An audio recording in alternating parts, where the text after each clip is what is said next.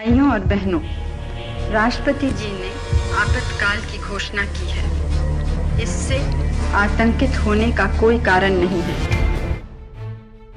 आज से ठीक 50 साल पहले 25 जून 1975 को तत्कालीन प्रधानमंत्री इंदिरा गांधी द्वारा देश पर इमरजेंसी को भारतीय जनता पार्टी काला दिवस के रूप में मना रही है।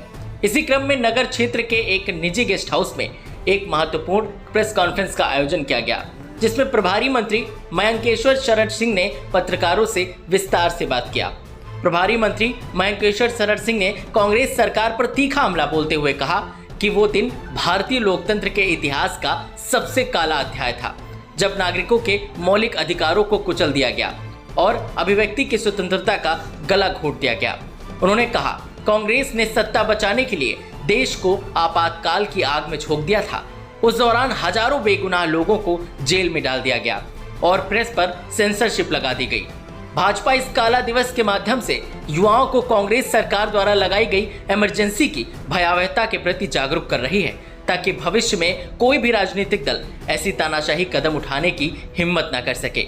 श्री सिंह ने जोर देते हुए कहा कि भाजपा हमेशा लोकतंत्र और संवैधानिक मूल्यों की रक्षा के लिए प्रतिबद्ध रही है और रहेगी। देखिए, आज से 50 वर्ष पूर्व जिस तरीके से कांग्रेस की सरकार में रहते हुए इंदिरा गांधी जी ने पूरे देश में इमरजेंसी लगाई, उसकी वजह से जिस तरीके से ये काला अध्याय पूरे देश के ऊपर लगा और इमरजेंसी के कारण विभिन्न पार्टियों के लगभग सभी नेताओं को जेल में भरा गया। साथ ही साथ मीडिया के ऊपर भी सेंसरशिप लगाई गई, मीडिया के लोगों को भी जेल में भेजा गया और जिस तरीके से लोकतंत्र की हत्या हुई, उसके विरोध में आज हम सब लोग काला दिवस के रूप में मना रहे हैं।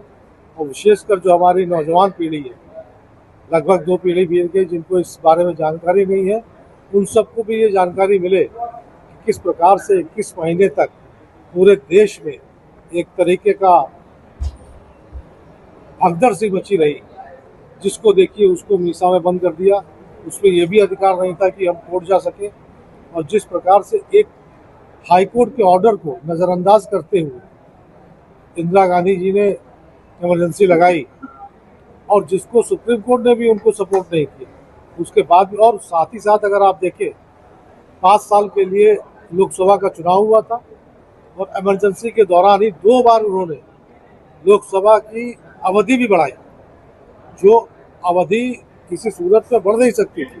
इस तरीके के अलोकतांत्रिक कार्य उन्होंने इस 21 महीने में किया, जिसका विरोध स्वरूप हम लोग आज काला दिवस मना रहे हैं।